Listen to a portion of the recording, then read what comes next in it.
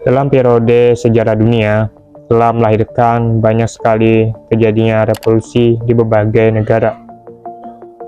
Mulai dari revolusi Amerika, revolusi Kuba, Cina, Iran, bahkan salah satu yang paling populer adalah revolusi Prancis yang terjadi di tahun 1789 sampai 1799.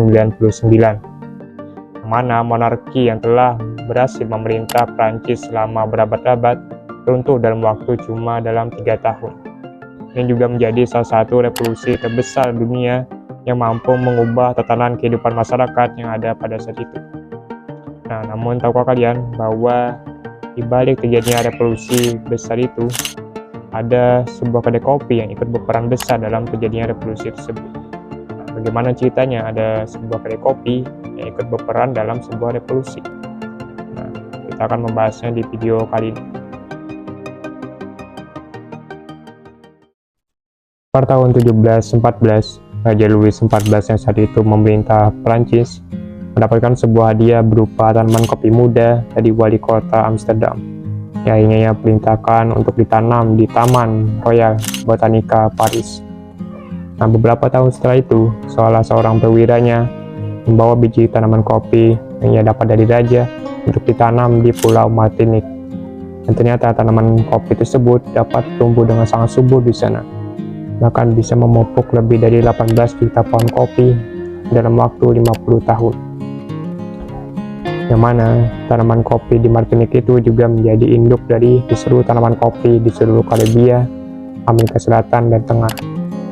Nah, dengan semakin berkembangnya tanaman kopi di Prancis, tentunya semakin bermunculan pula lah kedai-kedai kopi yang bertebaran di kota-kota Prancis. Yang mana saking banyak yang bermunculan kedai-kedai kopi di Prancis, sempat membuat pemilik bar dan anggur merasa terancam. Bahkan mereka sempat bekerjasama dengan salah seorang mahasiswa untuk membuat tesis yang menjelek-jelekan kopi. Jadi mereka membuat tesis yang isinya adalah kandungan ataupun seberapa berbahayanya meminum kopi, biar orang makin banyak yang menghindari kopi. Tapi nyatanya kopi tetap laris di Prancis dan bahkan bisa dibilang berhasil merubah perilaku masyarakat yang ada di sana. Mana kalau dulu mereka mungkin cuma pergi ke bar buat minum bir dan mabuk terus ketiduran. Nah, tapi setelah minum kopi, mereka bukannya mabuk ataupun ngantuk, tapi malah jadi melek gitu. Pikiran mereka jadi fresh, adrenalin mereka juga jadi meningkat, sehingga membuat mereka menjadi berpikir. Dan dari sanalah mulai bermunculan ide-ide yang radikal karena efek dari kafein yang mereka terima setelah meminum kopi. Bahkan Louis XV, penerus Louis XIV, juga sempat merasa resah gitu dengan semakin maraknya kedai kopi yang bermunculan di kota-kota Prancis karena sering menjadi sumber pemikiran yang radikal. Dia juga suka mengutus mata-mata untuk mengawasi dan menguping pembicaraan orang-orang yang ada di dalam kedai kopi. Sambil juga nanda-nandain mana nih kira-kira orang yang bisa berpotensi menjadi musuhnya ataupun jadi pemicu ketidaksenangan terhadap rezimnya. Salah satu faktor yang membuat kedai kopi ikut berpengaruh besar dalam terjadinya revolusi di Prancis, selain karena efek kafeinnya yang membuat orang-orang terjaga hingga memulai membicarakan ide-ide radikal dalam melawan pemerintah, adalah karena kedai kopi juga menjadi tempat berkumpulnya orang-orang dari semua kalangan dan profesi, mulai dari para penguasa, para pekerja, pengacara, politikus, bahkan para intelektual seperti Diderot, semuanya berkumpul, yang hanya membuat kedai kopi menjadi sebuah tempat diskusi dengan obrolan yang semakin serius. Mereka bahkan mulai membicarakan tentang pemisahan kekuasaan dalam negara. Dan puncaknya pada tanggal 12 Juli 1789, semua orang pada saat itu berkumpul di sebuah kedai kopi di Palais Royal Paris, di mana mereka tidak hanya berdesakan di dalam ruangan saja, tapi juga ada banyak kerumunan lain yang menunggu di luar pintu dan jendela, mendengarkan para orator di sana memberikan orasinya sambil menaiki kursi ataupun meja. Mereka memulai pidatonya dengan sangat heboh, yang akhirnya berhasil membangkitkan semangat para pendengar dan massa, serta diakhiri bergemuruh tepuk tangan atas setiap sentimen yang berhasil mereka sampaikan. Dan setelah selesai dengan pidatonya, mereka semua pun langsung pergi dari kedai kopi tersebut dan langsung memulai aksi mereka dengan menyerbu Bastille.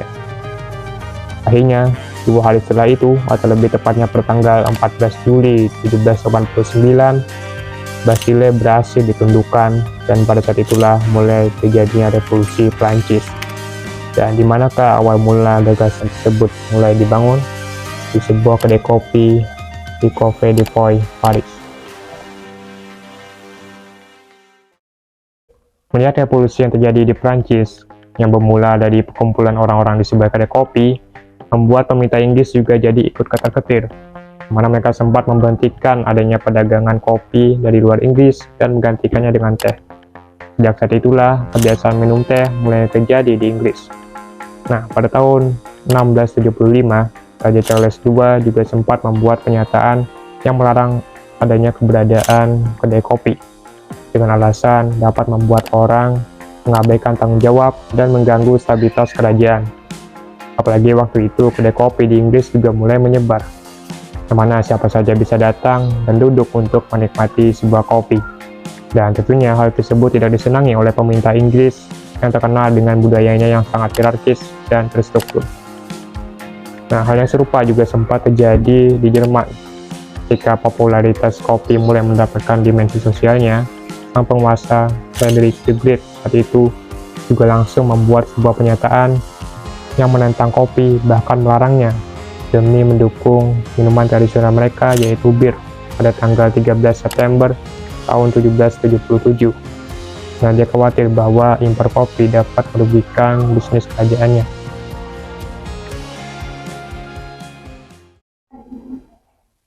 Nah, itulah dia tadi bagaimana ceritanya sebuah kedai kopi ikut berperan besar dalam terjadinya revolusi di Prancis. Salah satu revolusi terbesar dan paling berpengaruh dalam sejarah. Dan itu juga menunjukkan bagaimana keajaiban sebuah kopi dengan kandungan kafeinnya dapat membangkitkan pikiran yang tertidur, memicu adrenalin, dan akhirnya memunculkan ide-ide ataupun inspirasi yang melahirkan suatu perubahan radikal. Dan dari pembahasan tadi juga kita dapat mengetahui kenapa orang-orang di Prancis lebih dominan suka dengan kopi, sedangkan orang Inggris dan Jerman lebih menyukai teh dan bir.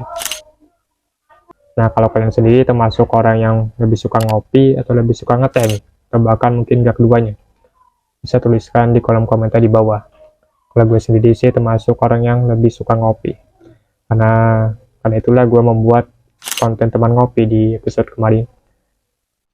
Halo semuanya, selamat datang di segmen teman ngopi. Dan karena ini adalah video pertama di series ini, gue akan menjelaskan terlebih dahulu apa sih teman ngopi itu. Jadi teman ngopi adalah sebuah segmen di mana gue akan membahas satu topik yang ringan sambil ditemani oleh secangkir kopi. Jadi sambil gue ngopi sambil bikin konten gitu. Dan entah mengapa sekarang gue merasa kayak ada yang kurang gitu kalau belum ngopi.